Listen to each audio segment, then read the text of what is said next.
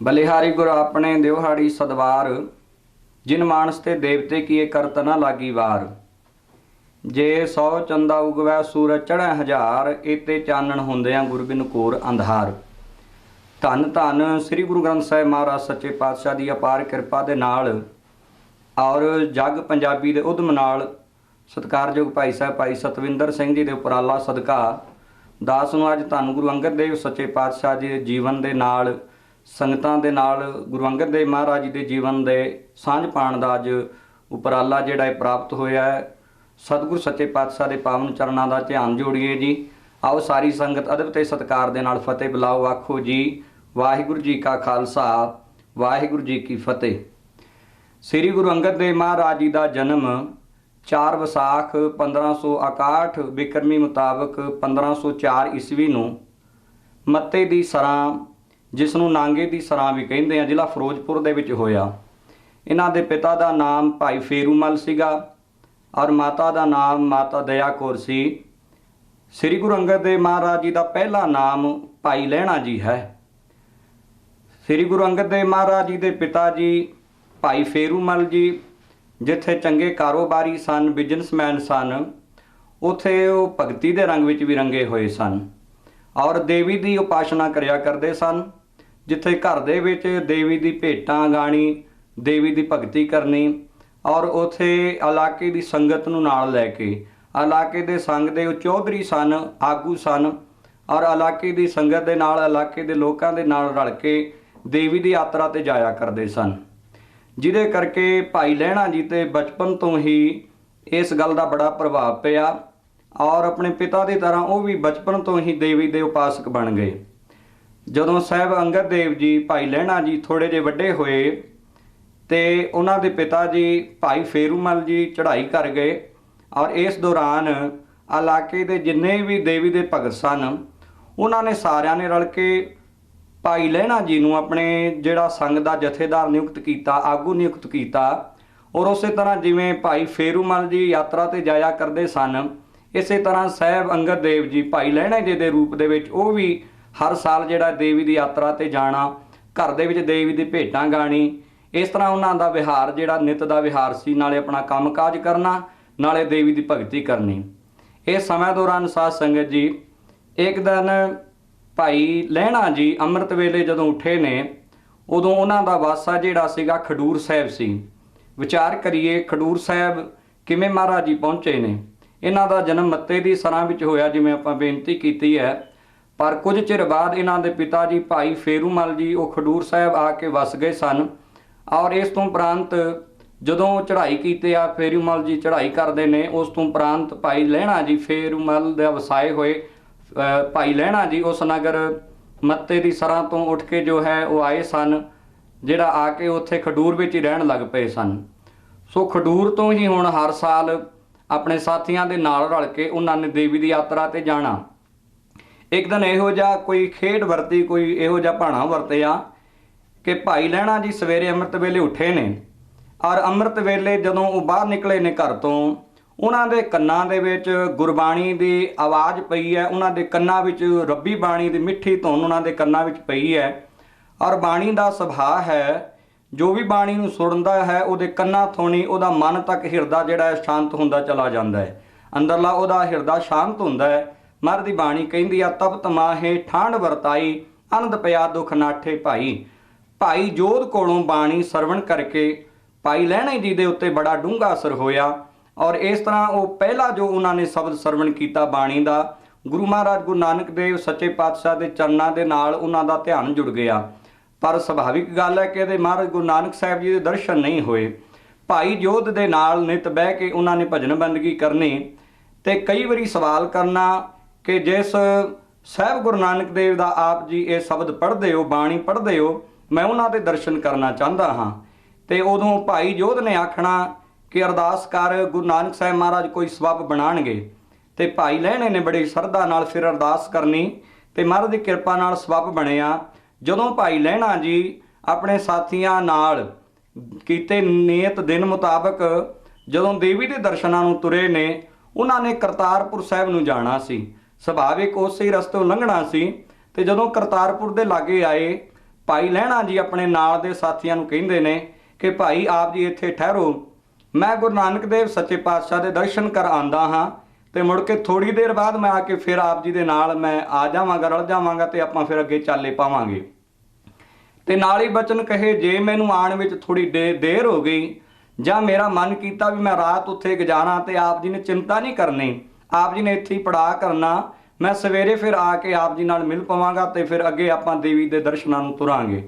ਇਹ ਗੱਲ ਕਹਿ ਕੇ ਭਾਈ ਲਹਿਣਾ ਜੀ ਘੋੜੀ ਤੇ ਸਵਾਰ ਹੋ ਕੇ ਸੋਹਣੇ ਵਸਤਰ ਪਹਿਨ ਕੇ ਜਦੋਂ ਕਰਤਾਰਪੁਰ ਸਾਹਿਬ ਵੱਲ ਨੂੰ ਗਏ ਨੇ ਤੇ ਜਦੋਂ ਮਹਾਰਾਜ ਸੱਚੇ ਪਾਤਸ਼ਾਹ ਦੇ ਅਸਥਾਨ ਦੇ ਲਾਗੇ ਪਹੁੰਚੇ ਨੇ, ਉੱਥੇ ਜਿੱਥੇ ਹੋਰ ਸਿੱਖ ਸੇਵਾ ਕਰ ਰਹੇ ਸਨ, ਉੱਥੇ ਇੱਕ ਬਜ਼ੁਰਗ ਵੀ ਉਹਨਾਂ ਨੂੰ ਖੇਤਾਂ ਦੇ ਵਿੱਚ ਕੰਮ ਕਰਦਾ ਨਜ਼ਰ ਆਇਆ। ਭਾਈ ਲਹਿਣਾ ਜੀ ਨੇ ਸੁਭਾਵਿਕ ਉਹਨਾਂ ਬਜ਼ੁਰਗਾਂ ਨੂੰ ਪੁੱਛਿਆ, ਕਹਿੰਦੇ ਬਜ਼ੁਰਗੋ ਮੈਂ ਗੁਰੂ ਨਾਨਕ ਦੇਵ ਜੀ ਦੇ ਦਰਸ਼ਨ ਕਰਨੇ ਨੇ, ਕੀ ਆਪ ਮੈਨੂੰ ਗੁਰੂ ਨਾਨਕ ਸਾਹਿਬ ਜੀ ਦੇ ਅਸਥਾਨ ਤੇ ਲੈ ਕੇ ਜਾ ਸਕਦੇ ਹੋ? ਤੇ ਉਹ ਬਜ਼ੁਰਗ ਮੁਸਕਰਾ ਪਏ ਤੇ ਉਹਨਾਂ ਨੇ ਰਮਜ਼ ਮਾਰੀ, ਕਹਿੰਦੇ ਆਓ ਪੁਰਖਾ, ਤੇਰਾ ਤੇ ਬਹੁਤ ਚਿਰਾਂ ਤੋਂ ਤੇਰੀ ਉਡੀਕ ਸੀ, ਤੇਰਾ ਇੰਤਜ਼ਾਰ ਸੀ। ਭਾਈ ਲਹਿਣਾ ਜੀ ਇਸ ਗੱਲ ਨੂੰ ਨਾ ਸਮਝ ਸਕੇ ਤੇ ਉਹਨਾਂ ਆਖਿਆ ਚਲੋ ਮੇਰੇ ਨਾਲ, ਮੈਂ ਤੁਹਾਨੂੰ ਲੈ ਕੇ ਚੱਲਦਾ ਹਾਂ। ਭਾਈ ਲਹਿਣਾ ਜੀ ਘੋੜੀ ਤੇ ਸਵਾਰ ਨੇ ਤੇ ਉਹ ਬਜ਼ੁਰਗ ਜਿਹੜਾ ਉਹਨੇ ਘੋੜੀ ਦੀ ਰਕਾਬ ਫੜੀ ਹੋਈ ਹੈ ਤੇ ਅੱਗੇ ਅੱਗੇ ਤੁਰੇ ਜਾ ਰਹੇ ਨੇ। ਥੋੜੀ ਦੇਰ ਬਾਅਦ ਜਦੋਂ ਮਹਾਰਾਜ ਦਾ ਸਥਾਨ ਆ ਗਿਆ, ਉਸ ਬਜ਼ੁਰਗ ਨੇ ਆਖਿਆ ਕਿ ਘੋੜੀ ਨੂੰ ਉਸ ਕਿੱਲੇ ਦੇ ਨਾਲ ਬੰਨ੍ਹ ਤੇ 5 ਇਸ਼ਨਾਨਾਂ ਕਰਕੇ ਉਹ ਫਲਾਣੇ ਜਿਹੜਾ ਕਮਰਾ ਸਾਹਮਣੇ ਉੱਥੇ ਆ ਜਾ, ਉੱਥੇ ਤੈਨੂੰ ਗੁਰੂ ਸਾਹਿਬ ਦੇ ਦਰਸ਼ਨ ਹੋ ਜਾਣਗੇ। ਜਦੋਂ ਸਾਧ ਸੰਗਤ ਜੀ ਭਾਈ ਲਹਿਣਾ ਜੀ ਘੋੜੀ ਨੂੰ ਕਿੱਲੇ ਨਾਲ ਬੰਨ੍ਹ ਕੇ ਜਦੋਂ ਆਪ ਦੱਸੇ ਅਸਥਾਨ ਦੇ ਮੁਤਾਬਕ, ਦੱਸੇ ਕਮਰੇ ਮੁਤਾਬਕ ਜਦੋਂ ਅੰਦਰ ਵੜੇ ਨੇ ਤੇ ਜਾ ਕੇ ਕੀ ਵਹਿੰਦੇ ਨੇ ਕਿ ਜਿਹੜਾ ਬਜ਼ੁਰਗ ਉਹਨਾਂ ਨੂੰ ਰਾਹ ਦੇ ਵਿੱਚ ਰਸਤਾ ਦੱਸਦਾ ਆਇਆ ਹੈ, ਜਿਹੜਾ ਬਜ਼ੁਰਗ ਉਹਨਾਂ ਦੀ ਘੋੜੀ ਦੇ ਅੱਗੇ ਅੱਗੇ ਤੁਰ ਰਿਹਾ ਸੀ ਬੜੀ ਨਿਮਰਤਾ ਦੇ ਨਾਲ, ਕਹਿੰਦੇ ਨੇ ਉਹੀ ਬਜ਼ੁਰਗ ਬਾਬਾ ਜਿਹੜਾ ਤਖਤ ਤੇ ਬੈਠਿਆ ਹੈ। ਇਹ ਵੇਖਦਿਆਂ ਸਾਰੀ ਭਾਈ ਲਹਿਣਾ ਜੀ ਇੱਕਦਮ ਸੁੰਨ ਹੋ ਗਏ। ਅੰਦਰ ਉਹਨਾਂ ਦੇ ਇਹੋ ਜਿਹਾ ਬਰਾਗ ਆਇਆ, ਆਂਦੇ ਚਰਨਾਂ ਤੇ ਢਹਿ ਪਏ, ਨਾਲੇ ਡੁੱਸ ਡੁੱਸ ਕਰਕੇ ਰੋਂਦੇ ਨੇ, ਹੱਥ ਜੋੜ ਕੇ ਕਹਿੰਦੇ ਸਾਹਿਬਾ ਕਿੰਨੇ ਦਿਨਾਂ ਤੋਂ ਮੈਂ ਆਪਦੇ ਦਰਸ਼ਨਾਂ ਦਾ ਤਰਲਾ ਲੈਂਦਾ ਸੀ, ਕਿੰਨੇ ਦਿਨਾਂ ਤੋਂ ਅਰਦਾਸ ਕਰਦਾ ਸੀ ਕਿ ਮੈਂ ਆਪਦੇ ਦਰਸ਼ਨ ਕਰਾਂ, ਆਪਦੇ ਚਰਨਾਂ 'ਚ ਨਤਮਸਤਕ ਹੋਵਾਂ, ਪਰ ਸਾਹਿਬ ਸੱਚੇ ਪਾਤਸ਼ਾਹ ਇਹ ਕੀ ਖੇਡ ਵਰਤ ਗਈ, ਮੇਰੇ ਕੋਲ ਤਾਂ ਬਹੁਤ ਵੱਡੀ ਅਵੱਗਿਆ ਹੋ ਗਈ, ਮੇਰੇ ਕੋਲ ਤੇ ਬਹੁਤ ਵੱਡੀ ਗੁਸਤਾਖੀ ਹੋ ਗਈ। ਸਹਿ ਮੁਸਕਰਾ ਕੇ ਕਹਿੰਦੇ ਕੀ ਹੋਇਆ ਭਾਈ, ਕਿਹੜੀ ਗੁਸਤਾਖੀ, ਕਿਹੜੀ ਅਵੱਗਿਆ? ਅੱਗੋਂ ਭਾਈ ਲਹਿਣਾ ਕਹਿੰਦਾ ਸਾਹਿਬ ਜੀ ਮੈਂ ਆਇਆ ਆਪਦੇ ਦਰਸ਼ਨਾਂ ਨੂੰ, ਚਾਹੀਦਾ ਸੀ ਮੈਨੂੰ ਨਿਮਰਤਾ ਦੇ ਨਾਲ ਪੈਦਲ ਤੁਰਨਾ, ਮੈਂ ਆਪ ਜੀ ਨੂੰ ਘੋੜੀ ਤੇ ਬਿਠਾਉਂਦਾ, ਪਰ ਸਾਹਿਬ ਸੱਚੇ ਪਾਤਸ਼ਾਹ ਮੈਂ ਕਿੱਡਾ ਵੱਡਾ ਅਪਰਾਧ ਕਰ ਬੈਠਿਆ, ਆਇਆ ਦਰਸ਼ਨ ਕਰਨਾ, ਪਰ ਉੱਪਰ ਘੋੜੀ ਦੇ ਚੜ੍ਹ ਕੇ ਮਾਣ ਦੇ ਨਾਲ ਉੱਪਰ ਘੋੜੀ ਤੇ ਚੜ੍ਹੇ ਆ ਰਿਹਾ ਸੀ ਤੇ ਆਪ ਜੀ ਪੈਦਲ ਤੁਰ ਰਹੇ ਸੀ। ਸਾਹਿਬ ਜੀ ਮੇਰੀ ਭੁੱਲ ਨੂੰ ਬਖਸ਼ ਦਿਓ, ਮੇਰੀ ਅਵੱਗਿਆ ਨੂੰ ਸਾਹਿਬ ਸੱਚੇ ਪਾਤਸ਼ਾਹ ਜੀ ਆਪ ਜੀ ਭੁੱਲ ਕੇ ਮੈਨੂੰ ਅਗਾਂਹ ਤੋਂ ਸਮਤ ਬਖਸ਼ੋ। ਸਤਿਗੁਰੂ ਜੀ ਮੁਸਕਰਾ ਪਏ, ਕਹਿੰਦੇ ਭਾਈ ਇਹੋ ਜਿਹੀ ਗੱਲਾਂ ਦੀ ਵਿਚਾਰ ਨਹੀਂ ਕਰੀਦੀ। ਮਹਾਰਾਜ ਜੀ ਨਹੀਂ, ਮੇਰੇ ਤੋਂ ਗਲਤੀ ਹੋਈ ਹੈ। ਅੱਗੋਂ ਸਤਿਗੁਰੂ ਸੱਚੇ ਪਾਤਸ਼ਾਹ ਬੋਲੇ, ਕਹਿੰਦੇ ਅੱਛਾ ਭਾਈ ਇਹ ਤੇ ਦੱਸ ਤੇਰਾ ਨਾਂ ਕੀ ਹੈ? ਤੇ ਉਹਨੇ ਆਖਿਆ ਸਾਹਿਬ ਸੱਚੇ ਪਾਤਸ਼ਾਹ ਜੀ ਦਾਸ ਨੂੰ ਲਹਿਣਾ ਕਹਿੰਦੇ ਆ, ਮੇਰਾ ਨਾਮ ਲਹਿਣਾ ਹੈ, ਭਾਈ ਲਹਿਣਾ ਹੈ। ਇਹ ਕਹਿ ਕੇ ਜਦੋਂ ਭਾਈ ਲਹਿਣੇ ਨੇ ਫਿਰ ਸਿਰ ਨਵਾ ਦਿੱਤਾ ਤੇ ਮੇਰੇ ਸਤਿਗੁਰੂ ਗੁਰੂ ਨਾਨਕ ਦੇਵ ਮਹਾਰਾਜ ਜੀ ਸਿਰ ਦੇ ਉੱਤੇ ਹੱਥ ਫੇਰਦੇ ਨੇ ਤੇ ਲੈਣ ਨਾਲੇ ਕਹਿੰਦੇ ਭਾਈ ਜੇ ਤੇਰਾ ਨਾਮ ਲਹਿਣਾ ਹੈ ਤੇ ਫਿਰ ਕਿਹੜੀ ਗੱਲ ਦਾ ਮਾਖਤਾ, ਕਿਹੜੀ ਗੱਲ ਦੀ ਚਿੰਤਾ ਕਰਦਾ ਹੈ? ਕਹਿੰਦੇ ਮਹਾਰਾਜ ਮੈਂ ਸਮਝਿਆ ਨਹੀਂ। ਮਹਾਰਾਜ ਕਹਿੰਦੇ ਭਾਈ ਤੂੰ ਲੈਣਾ ਤੇ ਅਸੀਂ ਦੇਣਾ, ਤੈਨੂੰ ਪਤਾ ਹੋਣਾ ਚਾਹੀਦਾ ਜਿਹੜੇ ਲੈਣਦਾਰ ਹੁੰਦੇ ਨੇ ਉਹ ਘੋੜਿਆਂ ਤੇ ਹੀ ਸਵਾਰ ਹੋ ਕੇ ਆਉਂਦੇ, ਜਿਹੜੇ ਦੇਣਦਾਰ ਹੁੰਦੇ ਨੇ ਉਹ ਪੈਦਲ ਹੀ ਤੁਰਦੇ ਨੇ। ਇਹ ਗੱਲ ਜਦੋਂ ਮਹਾਰਾਜ ਨੇ ਆਖੀ, ਭਾਈ ਲਹਿਣਾ ਜੀ ਉਦੋਂ ਪੂਰੀ ਤਰ੍ਹਾਂ ਤੋਂ ਇਸ ਗੱਲ ਦੇ ਅਰਥ ਨਹੀਂ ਸੀ ਸਮਝ ਸਕੇ, ਪਰ ਹੱਥ ਜੋੜ ਕੇ ਨਿਮਰਤਾ ਨਾਲ ਕਹਿੰਦੇ ਮਹਾਰਾਜ ਮੇਰੀ ਭੁੱਲ ਬਖਸ਼ ਦਿਓ। ਸੱਚੇ ਪਾਤਸ਼ਾਹ ਕਹਿੰਦੇ ਪੁਰਖਾ ਪ੍ਰਸ਼ਾਦਾ ਪਾਣੀ ਛਕ, ਤੇ ਮਹਾਰਾਜ ਸੱਚੇ ਪਾਤਸ਼ਾਹ ਦੇ ਹੁਕਮ ਦੇ ਨਾਲ ਉਹਨੇ ਲੰਗਰ ਪਾਣੀ ਛਕਿਆ ਤੇ ਫੇਰ ਮਨ ਵਿੱਚ ਚਾਹ ਆਇਆ, ਮਨ ਦੇ ਵਿੱਚ ਭਾਵਨਾ ਜਾਗੀ ਕਿ ਕਿਉਂ ਨਾ ਅੱਜ ਦੀ ਰਾਤ ਮੈਂ ਇੱਥੇ ਠਹਿਰ ਜਾਵਾਂ। ਸਤਿਗੁਰੂ ਸੱਚੇ ਪਾਤਸ਼ਾਹ ਦੇ ਚਰਨਾਂ ਦੇ ਵਿੱਚ ਮੱਥਾ ਟੇਕ ਕੇ ਫੇਰ ਬੇਨਤੀ ਕਰਦਾ, ਸਾਹਿਬ ਜੀ ਕੀ ਮੈਂ ਅੱਜ ਦੀ ਰਾਤ ਆਪ ਜੀ ਦੇ ਇੱਥੇ ਰਹਿ ਸਕਦਾ ਹਾਂ, ਆਪ ਦੇ ਇਸ ਸਥਾਨ ਤੇ ਰਾਤ ਕੱਟ ਸਕਦਾ ਹਾਂ, ਰਾਤ ਗੁਜ਼ਾਰ ਸਕਦਾ ਹਾਂ? ਮਹਾਰਾਜ ਕਹਿੰਦੇ ਬਿਲਕੁਲ ਭਾਈ, ਇਹ ਤੇ ਸਭਨਾਂ ਦਾ ਸਾਂਝਾ ਸਥਾਨ ਹੈ, ਕਿਉਂ ਨਹੀਂ ਰਹਿ ਸਕਦਾ, ਰਹਿ ਸਕਦਾ ਹੈ।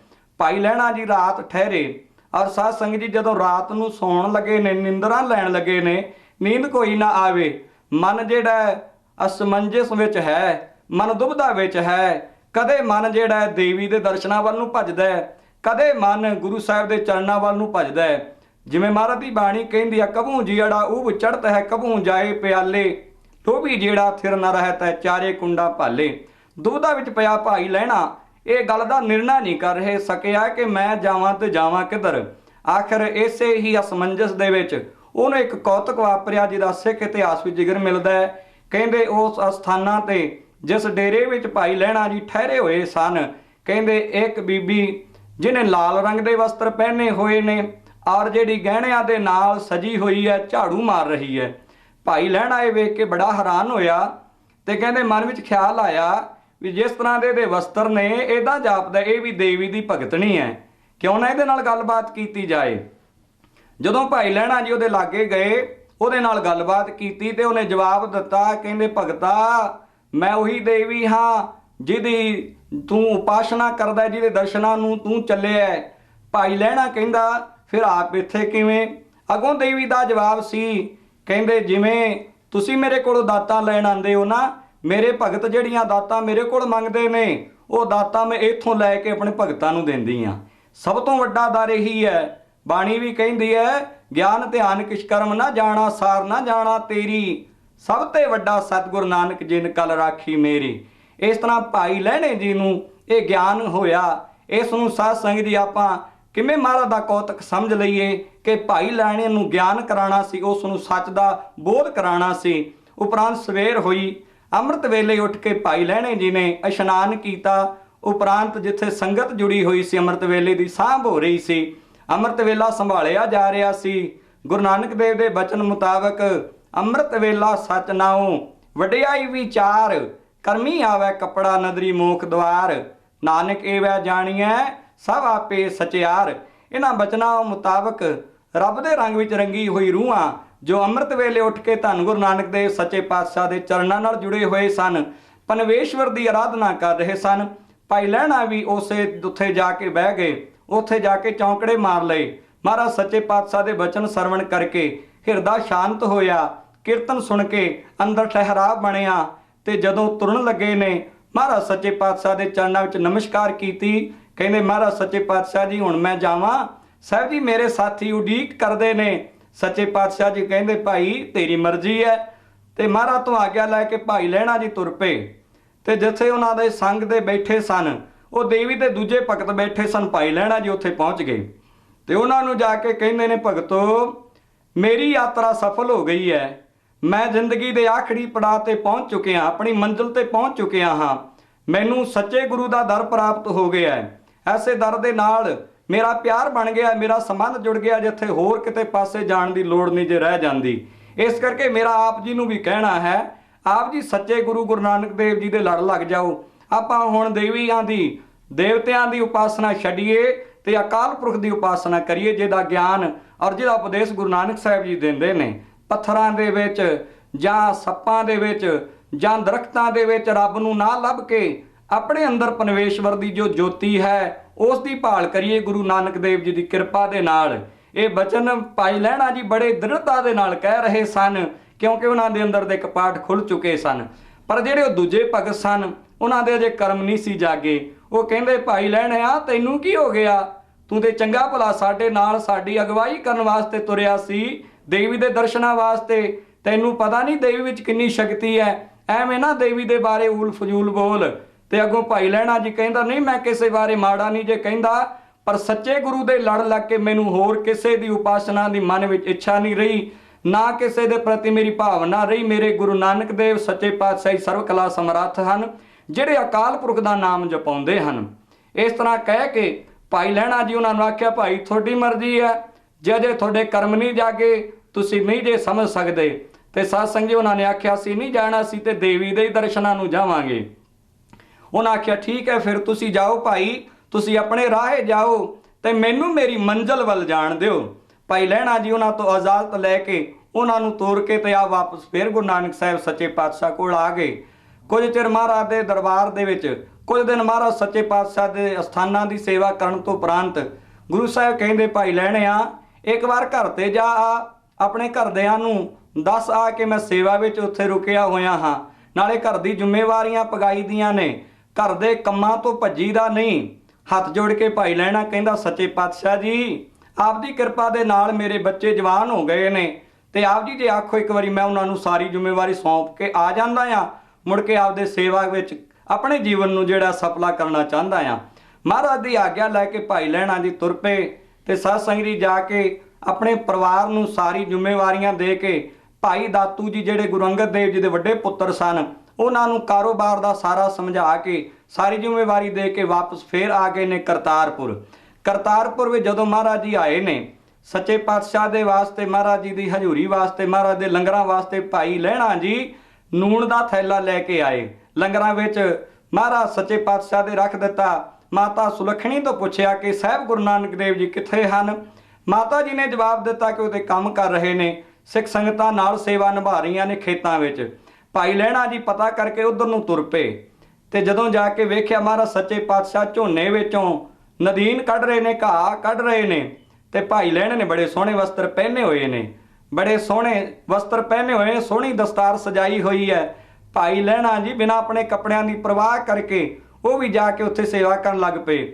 ਮਹਾਰਾਜ ਸੱਚੇ ਪਾਤਸ਼ਾਹ ਨੇ ਵੇਖਿਆ ਪੰਡ ਜਿਹੜੀ ਆ ਪੂਰੀ ਜਿਹੜੀ ਆ ਬਣ ਗਈ ਹੈ ਤੇ ਮਹਾਰਾਜ ਨੇ ਆਖਿਆ ਭਾਈ ਇਹ ਪੰਡ ਕੋਈ ਲੈ ਕੇ ਜਾਏ ਡੰਗਰਾਂ ਵਾਸਤੇ, ਮੱਝਾਂ ਵਾਸਤੇ ਪੰਡ ਜਿਹੜੀ ਆਪਣੇ ਸਿਰ ਤੇ ਕੋਈ ਰੱਖ ਕੇ ਡੰਗਰਾਂ ਨੂੰ ਪਾਵੇ, ਮੱਝਾਂ ਨੂੰ ਪਾਵੇ ਤੇ ਪਸ਼ੂਆਂ ਨੂੰ ਪਾਵੇ। ਇਹ ਗੱਲ ਸੁਣ ਕੇ ਜਦੋਂ ਮੇਰੇ ਸਾਹਿਬ ਨੇ ਭਾਈ ਸ੍ਰੀ ਚੰਦ ਔਰ ਆਪਣੇ ਦੂਜੇ ਪੁੱਤਰ ਲక్ష్ਮੀ ਚੰਦ ਨੂੰ ਆਖਿਆ, ਉਹਨਾਂ ਦੋਨਾਂ ਜਵਾਬ ਦੇ ਦਿੱਤਾ ਕਿ ਇਹ ਤੇ ਲਿਬੜੀ ਪਈ ਹੈ, ਕੱਪੜੇ ਜਿਹੜੇ ਲਿਬੜ ਜਾਣਗੇ। ਤੇ ਜਦੋਂ ਭਾਈ ਲਹਿਣੇ ਨੂੰ ਆਖਿਆ ਤੇ ਉਹਨਾਂ ਨੇ ਇੱਕਦਮ ਜਿਹੜੀ ਆ ਪੰਡ ਆਪਣੇ ਸਿਰ ਤੇ ਰੱਖ ਲਈ ਤੇ ਤੁਰ ਪਏ। ਜਦੋਂ ਸਾਧ ਸੰਗਤ ਜੀ ਪਹੁੰਚੇ ਸਥਾਨਾਂ ਤੇ, ਅੱਗੋਂ ਮਾਤਾ ਸੁਲੱਖਣੀ ਜੀ ਕਹਿੰਦੇ ਗੁਰੂ ਨਾਨਕ ਦੇਵ ਜੀ ਨੂੰ ਬੋਲੇ, ਆਖਿਆ ਸਾਹਿਬ ਜੀ ਥੋੜਾ ਜਿਹਾ ਖਿਆਲ ਕਰਨਾ ਸੀ, ਇਸ ਪੁਰਖ ਦੇ ਵਸਤਰ ਕਿੰਨੇ ਸੋਹਣੇ ਨੇ, ਰੇਸ਼ਮੀ ਵਸਤਰ ਪਹਿਨੇ ਹੋਏ ਨੇ ਤੇ ਆਪ ਜੀ ਦੇ ਹੁਕਮ ਨਾਲ ਇਹਨੇ ਸੇਵਾ ਵਾਸਤੇ ਜਿਹੜੀ ਆ ਪੰਡ ਆਪਣੇ ਸਿਰ ਤੇ ਰੱਖ ਲਈ, ਸਾਰੇ ਵਸਤਰ ਲਿਬੜ ਗਏ। ਆਪ ਜੀ ਨੇ ਸੱਚੇ ਪਾਤਸ਼ਾਹ ਜੀ ਥੋੜਾ ਸੰਕੋਚ ਕਰਨਾ ਸੀ, ਕਿਸੇ ਹੋਰ ਨੂੰ ਉਠਾ ਦੇਣੀ ਸੀ ਇਹ ਪੰਡ। ਗੁਰੂ ਸਾਹਿਬ ਬੋਲੇ, ਕਹਿੰਦੇ ਸੁਲੱਖਣੀ ਜੀ ਇਸ ਪੰਡ ਨੂੰ ਕੋਈ ਹੋਰ ਨਹੀਂ ਉਠਾ ਸਕਦਾ, ਇਸ ਨੂੰ ਤੇ ਇਹੀ ਉਠਾ ਸਕਦਾ ਸੀ। ਨਾਲੇ ਜਿਹੜੇ ਤੁਸੀਂ ਕਹਿੰਦੇ ਹੋ ਕੱਪੜੇ ਲਿਬੜੇ ਨੇ, ਕੱਪੜੇ ਨਹੀਂ ਲਿਬੜੇ, ਇਹ ਤੇ ਕੇਸਰ ਹੈ, ਇਹ ਤੇ ਸੁਗੰਧੀ ਹੈ। ਜਿਹੜੀ ਤੁਸੀਂ ਪੰਡ ਕਹਿੰਦੇ ਹੋ ਇਹ ਪੰਡ ਨਹੀਂ, ਇਹ ਤੇ ਤਿੰਨਾਂ ਲੋਕਾਂ ਦਾ ਰਾਜ ਤਖਤ, ਰਾਜ ਇਹਦਾ ਰਾਜ ਮੁਕਟ ਹੈ ਜਿਹੜਾ ਇਹਨਾਂ ਦੇ ਸਿਰ ਤੇ ਸੋਭੇ ਹੈ। ਇਹ ਰਮਜ਼ ਆਖੀ ਮਹਾਰਾਜ ਨੇ। ਤੁਹਾਨੂੰ ਉਸ ਤੋਂ ਉਪਰੰਤ ਵੀ ਭਾਈ ਲਹਿਣਾ ਜੀ ਨਿਰੰਤਰ ਸੇਵਾ ਕਰਦੇ ਰਹੇ। ਜੇ ਆਪਾਂ ਵਿਸਤਾਰ ਦੇ ਵਿੱਚ ਵਿਚਾਰ ਕਰੀਏ ਤੇ ਸਾਧ ਸੰਗਤ ਸਮਾਂ ਬਹੁਤ ਲੱਗਦਾ ਹੈ। ਆਪਾਂ ਕੇਵਲ ਸੰਖੇਪ ਦੇ ਵਿੱਚ ਹੀ ਗੁਰੂ ਅੰਗਦ ਦੇਵ ਮਹਾਰਾਜ ਜੀ ਦੇ ਜੀਵਨ ਨਾਲ ਜਿਹੜਾ ਰੂਬਰੂ ਹੋਣਾ ਹੈ। ਇਸ ਤਰ੍ਹਾਂ ਲਗਾਤਾਰ ਕਰੀਬ 12 ਸਾਲ ਸੇਵਾ ਕੀਤੀ ਸਤਿਗੁਰੂ ਗੁਰੂ ਨਾਨਕ ਦੇਵ ਮਹਾਰਾਜ ਜੀ ਦੀ। ਔਰ ਗੁਰੂ ਸਾਹਿਬ ਦਾ ਬਚਨ ਹੈ, ਸਤਿਗੁਰੂ ਕੀ ਸੇਵਾ ਸਫਲ ਹੈ, ਜੇ ਕੋ ਕਰੇ ਚਿਤ ਲਾਏ, ਮਨੋ ਚਿੰਦਿਆ ਫਲ ਪਾਵਣਾ, ਹਉਮੈ ਵਿੱਚੋਂ ਜਾਏ। ਗੁਰੂ ਸਾਹਿਬ ਸੱਚੇ ਪਾਤਸ਼ਾਹ ਦੀ ਨਿਰੰਤਰ ਸੇਵਾ ਕਰਨ ਤੋਂ ਉਪਰੰਤ ਗੁਰੂ ਅੰਗਦ ਦੇਵ ਮਹਾਰਾਜ ਜੀ ਦੇ ਕਈ ਇਮਤਿਹਾਨ ਹੋਏ। ਗੁਰੂ ਨਾਨਕ ਦੇਵ ਸਾਹਿਬ ਜੀ ਨੇ ਕਈ ਇਮਤਿਹਾਨ ਲਏ। ਜਦੋਂ ਮੇਰੇ ਸਾਹਿਬ ਸੱਚੇ ਪਾਤਸ਼ਾਹ 1539 ਈਸਵੀ ਵਿੱਚ ਅਕਾਲ ਪੁਰਖ ਦਾ ਸੱਦਾ ਵੇਖਿਆ ਕਿ ਮੈਨੂੰ ਸੱਦਾ ਆ ਗਿਆ ਹੈ, ਜੋਤੀ ਜੋਤ ਰਲਣੀ ਹੈ, ਮੇਰੇ ਸਾਹਿਬ ਸੱਚੇ ਪਾਤਸ਼ਾਹ ਨੇ ਪ੍ਰੀਖਿਆ ਲਾਈ। ਮਹਾਰਾਜ ਨੇ ਕਈ ਪ੍ਰੀਖਿਆਵਾਂ ਲਈਆਂ ਜਿਹਦੇ ਵਿੱਚ ਕੇਵਲ ਭਾਈ ਲਹਿਣਾ ਜੀ ਹੀ ਪਾਸ ਹੁੰਦੇ ਰਹੇ। ਆਖਿਰ ਪ੍ਰੀਖਿਆ ਵਿੱਚ ਮਹਾਰਾਜ ਸੱਚੇ ਪਾਤਸ਼ਾਹ ਨੇ ਭਾਈ ਲਹਿਣਾ ਜੀ ਨੂੰ ਵੇਖਿਆ। ਜਦੋਂ ਹੋਰ ਨਾਲ ਸਾਥੀ ਸਨ, ਮਹਾਰਾਜ ਗੁਰੂ ਨਾਨਕ ਦੇਵ ਮਹਾਰਾਜ ਨੇ ਧਾਨਕ ਰੂਪ ਰਹਾ ਕਰਤਾਰ ਸਕਾਰੀ ਦਾ ਰੂਪ ਧਾਰ ਕੇ ਨਾਲ ਕੁੱਤੇ ਲਾਲੇ ਨਾਲ ਤੇ ਮਹਾਰਾਜ ਜੀ ਤੁਰੇ ਜਾ ਰਹੇ ਨੇ, ਹੱਥ ਵਿੱਚ ਸੋਟੀ ਫੜੀ ਹੋਈ ਹੈ। ਜਿਹੜਾ ਕੋਈ ਲਾਗੇ ਆਂਦਾ ਉਹਨੂੰ ਸੋਟੀ ਮਾਰਦੇ ਨੇ, ਕੁੱਤੇ ਲਾ ਦਿੰਦੇ ਨੇ ਪਿੱਛੇ। ਮਹਾਰਾਜ ਤੁਰੇ ਜਾ ਰਹੇ ਨੇ ਤੇ ਆਖਿਰਕਾਰ ਥੋੜੇ ਥੋੜੇ ਕਰਕੇ ਸਿੱਖ ਉਹਨਾਂ ਤੋਂ ਹਟਦੇ ਜਾ ਰਹੇ ਨੇ। ਆਖਿਰ ਨਿਰੰਤਰ ਜਦੋਂ ਇਹ ਮੇਰੇ ਸਾਹਿਬ ਸੱਚੇ ਪਾਤਸ਼ਾਹ ਜੀ ਇਹ ਪ੍ਰੀਖਿਆ ਪਾ ਰਹੇ ਨੇ, ਲਾਸਟ ਵਿੱਚ ਜਾ ਕੇ ਇਕੱਲੇ ਭਾਈ ਲਹਿਣਾ ਜੀ ਰਹਿ ਗਏ। ਮਹਾਰਾਜ ਜੀ ਕਹਿੰਦੇ ਓਏ ਲਹਿਣਿਆ, ਸਾਰੇ ਚਲੇ ਗਏ, ਤੂੰ ਕਿਉਂ ਨਹੀਂ ਜਾਂਦਾ?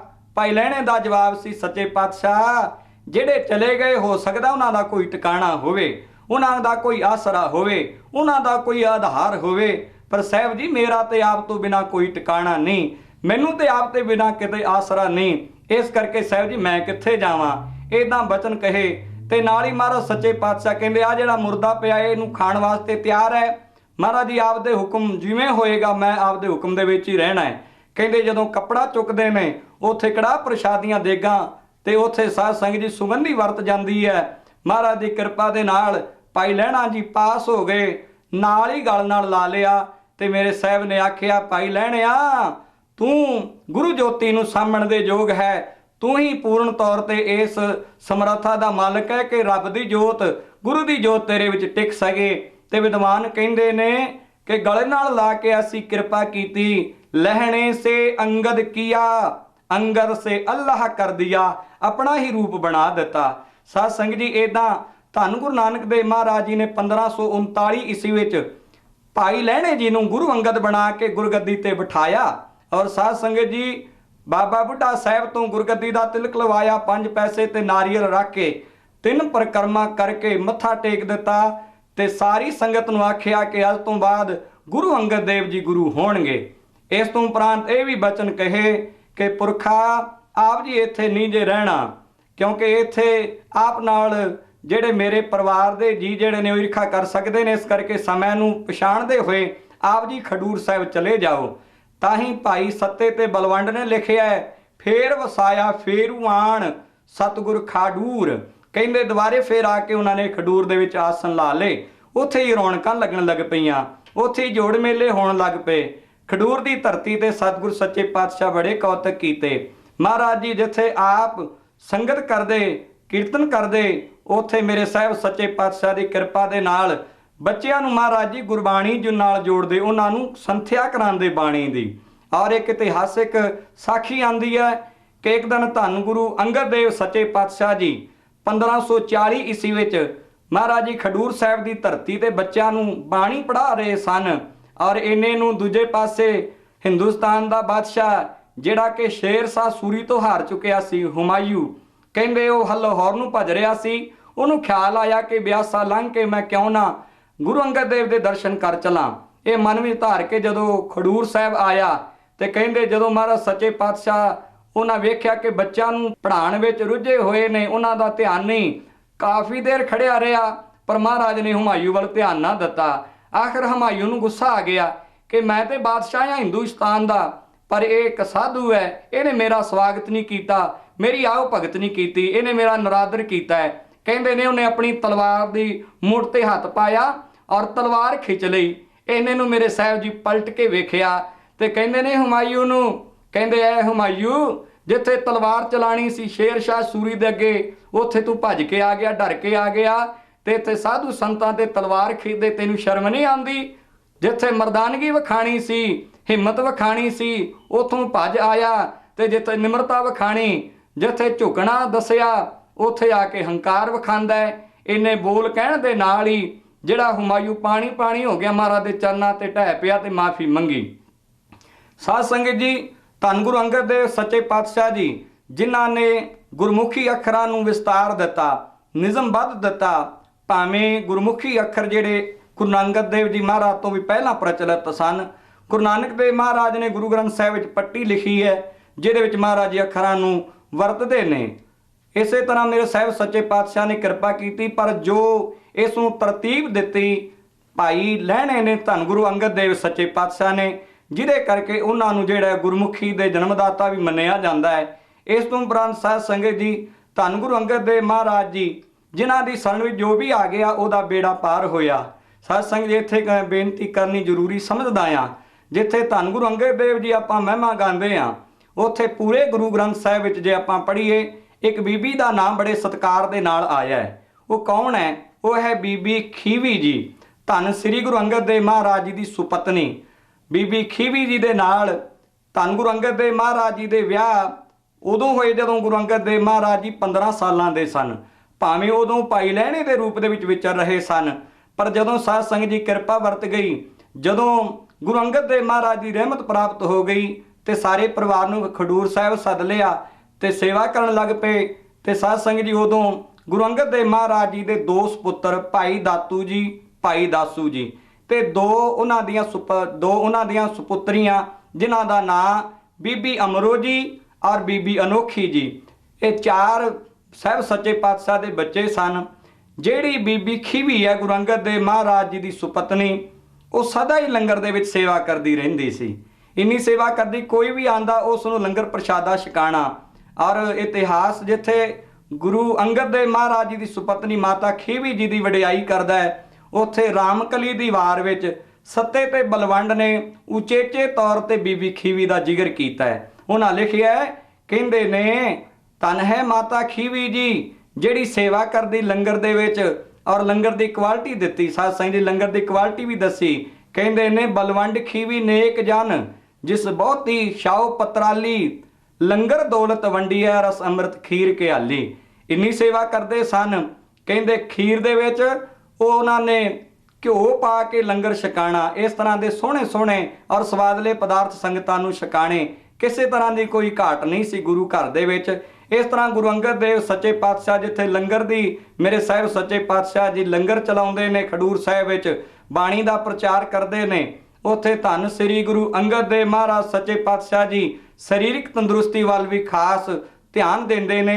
और गुरु अंगद देव महाराज जी दे वेले ही मल अखाड़ियां दा जिहड़ा है जन्म होया। गुरु महाराज कहंदे भाई शरीर भी तंदुरुस्त चाहिदा है, तंदुरुस्त शरीर दे विच ही शुद्ध आत्मा दा वासा हुंदा है।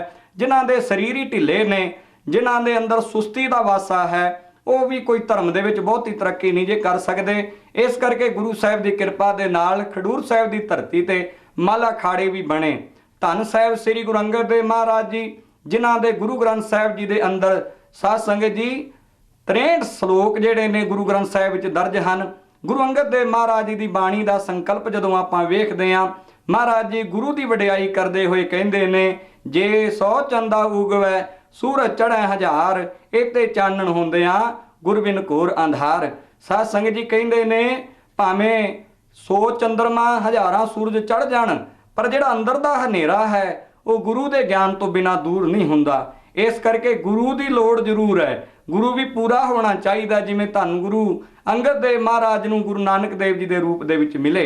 एक छोटी जी बेनती करके आपां इतिहास का ये संकोच करिए जी। धन गुरु अंगद देव महाराज सच्चे पातशाह जी एक दिन दरबार विच सजे बैठे सन।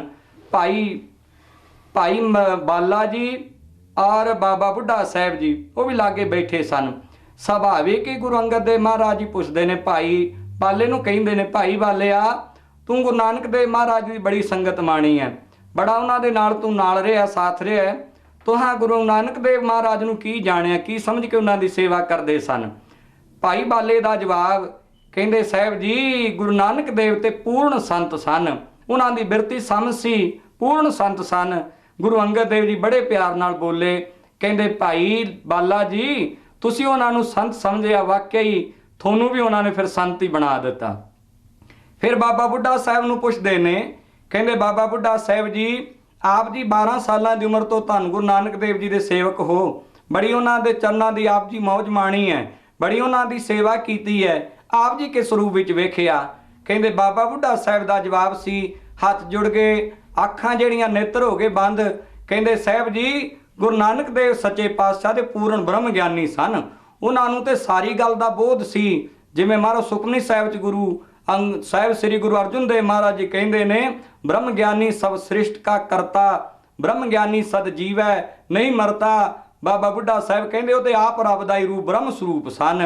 कहते ने फिर दोवां ने भाई बाला जी और बाबा बुढ़ा साहब ने साहब गुरु अंगद देव जी नूं पुछया, कहते साहब जी आप जी भी कृपा करो, आप जी भी अपने अंदर की भावना दसो कि आप जी गुरु नानक देव जी नूं की समझदे सी। ये बोल जदों आखे, कहते साहब गुरु नानक देव महाराज जी की याद विच साहब गुरु अंगद देव जी नेत्र बंद हो गए, भी समाध विच चले गए और बड़े प्यार नाल कहंदे ने, भाई बाला जी बाबा बुढ़ा साहब जी गुरु नानक देव सच्चे पातशाह ते आप रब दा रूप सन, आप नारायण कला धार जग मैं परवरियो, निरंकार आकार जोत जग मंडल करियो। वो तो आप रब दा ही रूप सन, पनवेश्वर ही सन। साध संगत जी जदों ये बोल कह रहे सन, बाबा बुढ़ा साहब ते भाई बाला जी दे हाथ जुड़ गए, चरना ते रख दिता सिर ते कहंदे साहब गुरु अंगद देव जी जे आप जी ने उन्होंने रब समझिया तो फिर उन्होंने आप नूं रब ही बना दिता, अपने वर्गा ही बना दिता। साध संगत जी गुरु के प्रति जिहो जी साडी भावना होएगी उस तरह की सानू बख्शिश प्राप्त होएगी। गुरु महाराज का वचन है, साहब कहते हैं सतगुर नूं सब को देखदा, जेता जगत संसार डिठे मुक्त ना होवी, जे चर शब्द ना करे विचार। सो इस करके गुरु के बचना ते पहरा दे के ते गुरु ते पूर्ण श्रद्धा भावना करके ही बेड़ा जिहड़ा पार हुंदा है।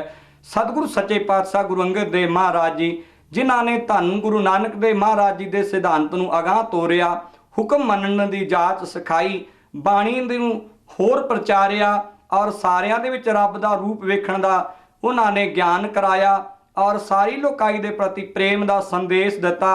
इस तरह गुरु अंगद देव सच्चे पातशाह जी ਮੇਰਾ ਵਰਤਾਂਦੇ ਹੋਏ ਔਰ 12 ਸਾਲ 9 ਮਹੀਨੇ ਤੇ 17 ਦਿਨ ਗੁਰਗੱਦੀ ਦੀ ਸੇਵਾ ਨਿਭਾ ਕੇ 47 ਸਾਲ 11 ਮਹੀਨੇ ਔਰ 29 ਦਿਨ ਇਸ ਮਨੁੱਖੇ ਜਾਮੇ ਦੇ ਵਿੱਚ ਭੋਗ ਕੇ 1552 ਈਸਵੀ ਨੂੰ ਖਡੂਰ ਸਾਹਿਬ ਦੀ ਧਰਤੀ ਤੇ ਆਪਣੀ ਜਗ੍ਹਾ ਆਪਣੇ ਵਰਗੇ ਔਰ ਆਪਣੇ ਪੂਰਨ ਤੌਰ ਤੇ ਜੋਤ ਦੇ ਅਧਿਕਾਰੀ ਜਾਣ ਕੇ ਬਾਬਾ ਅਮਰਦਾਸ ਜੀ ਨੂੰ ਆਪਣੀ ਜਗ੍ਹਾ ਥਾਪ ਕੇ ਆਪ ਜੋਤੀ ਜੋਤ ਸਮਾ ਗਏ। ਸ੍ਰੀ ਗੁਰੂ ਅੰਗਦ ਦੇਵ ਮਹਾਰਾਜ ਜੀ ਦੇ ਚਰਨਾਂ ਦਾ ਧਿਆਨ ਜੋੜੀਏ, ਅਦਬ ਤੇ ਸਤਿਕਾਰ ਦੇ ਨਾਲ ਮਹਾਰਾਜ ਜੀ ਦਾ ਧਿਆਨ ਜੋੜੀਏ ਤੇ ਦਾਸ ਦੀ ਭੁੱਲਾਂ ਨੂੰ ਬਖਸ਼ਦੇ ਹੋਏ ਫਤਿਹ ਬੁਲਾਓ ਜੀ। ਵਾਹਿਗੁਰੂ ਜੀ ਕਾ ਖਾਲਸਾ, ਵਾਹਿਗੁਰੂ ਜੀ ਕੀ ਫਤਿਹ।